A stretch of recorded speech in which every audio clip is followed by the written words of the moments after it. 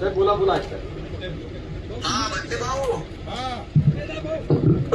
बच्चे भाऊ, जय महाराष्ट्र. जय जवान जय किसान.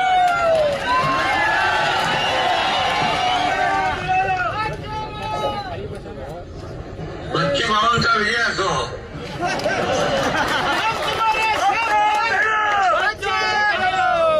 अरे बच्चे भाऊने आंदोलन केलं कर्जमाफीचं, म्हणून आम्ही मुख्यमंत्री महोदय, मी अजितदादा होते त्यावेळेस आम्ही बैठक घेतली आणि एक कमिटी केली आणि 30 जून पर्यंत अहवाल आणण्याचा निर्णय घेतला. पण या बजेटमध्ये कर्जमाफीचा निर्णय घेतला तो बच्चू भाऊनी आंदोलन शेतकऱ्यांसाठी केलं, म्हणून आम्ही तात्काळ जी घोषणा आम्ही केली होती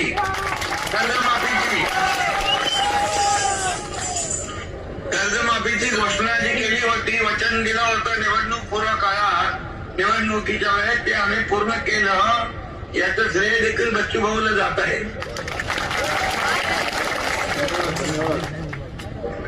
आणि बाकी आरोग्य, उद्योग, पाणी पुरवठा, आरोग्य मंत्री पण तिकडे गेले, उद्योग मंत्री पण तुमच्याकडे आहे, आणि पाणी पुरवठाचे गुलाबराव पाटील आणि काही विषय जे रोजगार हमी योजनेचे आहे ते देखील आपले मंत्री सोडवतील.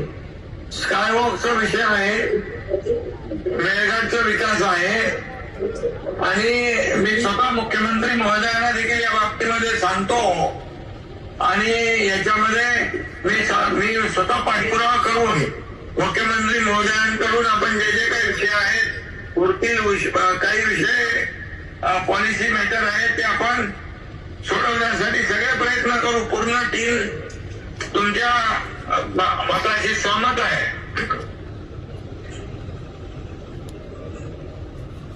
मला वाटतं सिडको पण आपल्याकडे आहे, चिखलदराचा सिडकोचा आणि काय वाजता हाय. जर आपल्या सिडकोचं काम मी करतो माझ्याकडे अधिवेशन झाल्यानंतर लगेच बैठक घेतली पाहिजे, कारण सगळे लोक पायी आलो, 250 किलोमीटर आम्ही पायी चालत आलो. आमचा तुमच्यावर विश्वास आहे. कर्जमाफीची तुमची भूमिका या शेतकऱ्याच्या डोळ्यातली आसू पुसण्याची होती, पण आता मेळघाटचे पण आसू तुम्हाला पुसावं लागेल. अशी तुम्ही मला वाटतं सगळ्यांना एकदा हमी दिली तर अधिक त्यांना थोडा.